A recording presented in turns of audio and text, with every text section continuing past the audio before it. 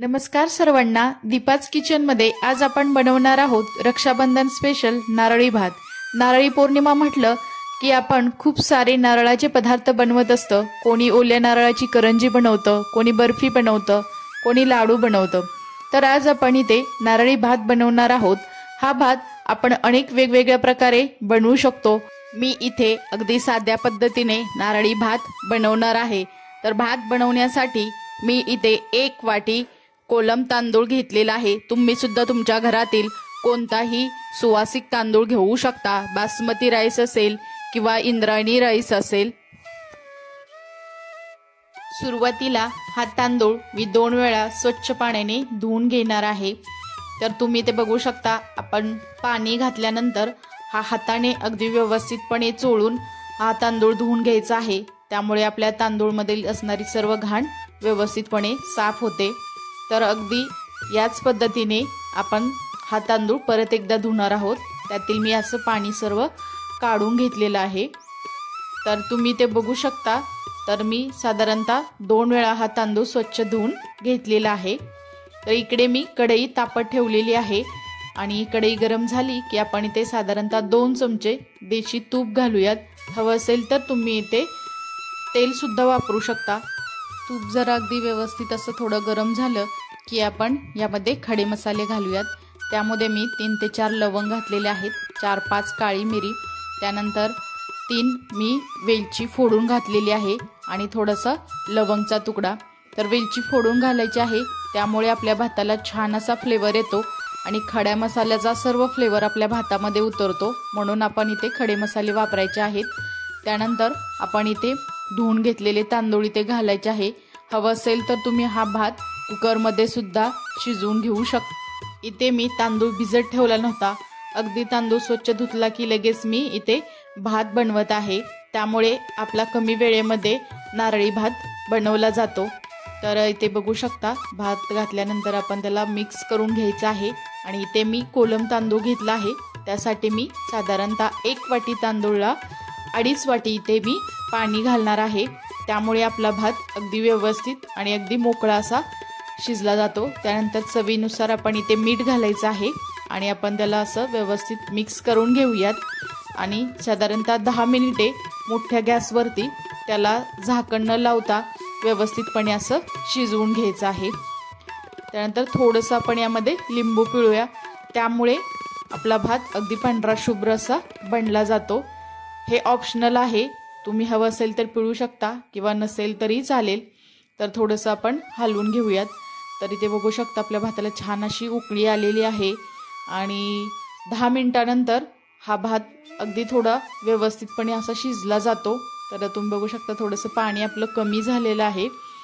तर आता आपण याला थोडंसं झाकून एक मस्त अशी दणकून त्याची वाफ काढायची आहे आणि गॅसची फ्लेम ही थोडीशी मीडियम ठेवायची आहे। जास्त मोठा गॅस ठेवू नका, नाहीतर खालून आपला भात थोडा करपला जातो। तर बघू शकता, 5 ते 7 मिनिटानंतर मस्त अशी दणकून आपल्या भाताला वाफ बसलेली आहे आणि भात आपला अगदी व्यवस्थितपणे शिजला गेलेला आहे। आता आपण गॅसची फ्लेम बंद करायची आहे आणि त्यातील सर्व वाफ अशी आपण थोडी काढून घेऊयात। तसाच तुम्ही भात झाकून ठेवू नका, त्यामुळे वाफेमुळे त्याचं पाणी भातामध्ये पडतं आणि आपला भात थोडासा चिकट होतो। तर गॅसची फ्लेम बंद केल्या आपण त्यातील अशी सर्व वाफ काढून घ्यायची आहे। तर तुम्ही ते बघू शकता, त्यामुळे आपला भात अगदी सुटसुटीत आणि एकदम मोकळा असा बनला जातो। तर त्याला आपण साईडला ठेवूयात आणि इकडे आपण गूळ खोबऱ्याचं सारण बनवूयात। तर इथे मी साधारणतः 2 चमचे आपलं देशी तूप घेतलेलं आहे। तर त्यामध्ये आपण थोडेसे ड्रायफ्रूट्स घालायचे आहेत आणि साधारणतः अर्धा 1 मिनिटासाठी हे ड्रायफ्रूट्स आपण थोडे परतून घेऊयात।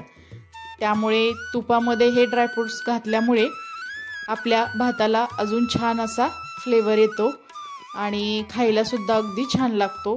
तर तुम्ही सुद्धा या रक्षाबंधनला नारळी भात नक्की बनवून बघा। तर हे ड्रायफ्रूट्स व्यवस्थित असे थोडे फ्राय झालेले आहेत। त्यानंतर आपण इथे 1 वाटी बारीक चिरून घेतलेला गूळ घातलेला आहे। मी ज्या वाटीने 1 वाटी तांदूळ घेतला होता, अगदी त्याच वाटीने 1 वाटी गूळ घेतलेला आहे। गूळ थोडासा चिरून घ्यायचा आहे, त्यामुळे लगेच तो विरघळला जातो। तर तुम्ही ते बघू शकता, गूळ आपला व्यवस्थितपणे विरघळत आलेला आहे। गूळ व्यवस्थित विरघळला गेल्यानंतर आपण इथे 1 वाटी खोबरं घालायचं आहे। तर मी खोबरं सुद्धा अगोदरच किसून ठेवलं होतं। तर तुम्ही इथे बघू शकता, तुम्ही इथे हवं असेल तर 1.5 वाटी सुद्धा खोबरं घालू शकता। खोबरं घातल्यानंतर त्याला आपण असं अगदी व्यवस्थितपणे मिक्स करून घ्यायचं आहे। त्यामुळे गूळ आणि खोबरं एकत्रित मिसळलं जाईल आणि खोबरं घातल्यानंतर साधारणतः ते 2 मिनिटासाठी आपण त्याला बारीक गॅसवरती थोडंसं असं हलवून घेणार आहोत।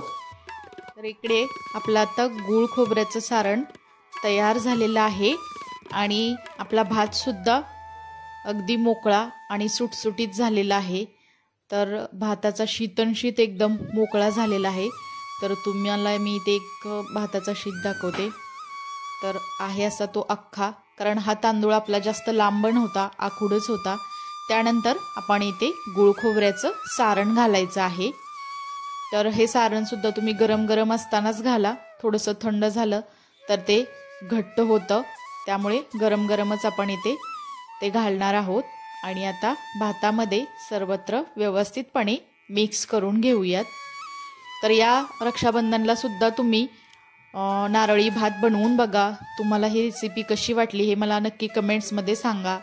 आणि हे अगदी झटपट कमी वेळेमध्ये होणारा हा भात आहे आणि नारळी पौर्णिमेला आपण असं स्पेशल असं नैवेद्यासाठी सुद्धा हा भात बनवू शकता।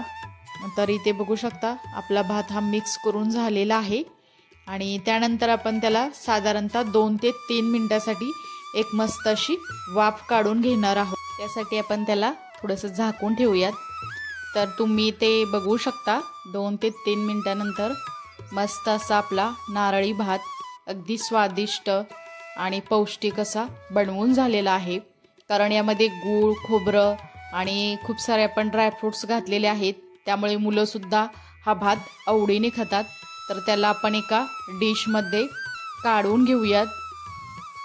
तर अशा प्रकारे आपला इथे अगदी सुटसुटीत मोकळा असा नारळी भात बनवून तयार झालेला आहे आणि याला फ्लेवरसुद्धा अगदी छान येतो। तर तुम्ही सुद्धा या रक्षाबंधनला नक्की नारळी भात ट्राय करा। जर तुम्हाला ही रेसिपी आवडली असेल तर तुम्ही नक्की दीपाज किचन या यूट्यूब चॅनलला लाईक करा, शेअर करा, सबस्क्राईब करा आणि शेजारील बेल आयकॉनवरती क्लिक करा। त्यामुळे तुम्हाला अशाच नवनवीन रेसिपी मिळत राहतील। नंतर भेटूया अशाच एका रेसिपीसोबत। तोपर्यंत सर्वांना धन्यवाद।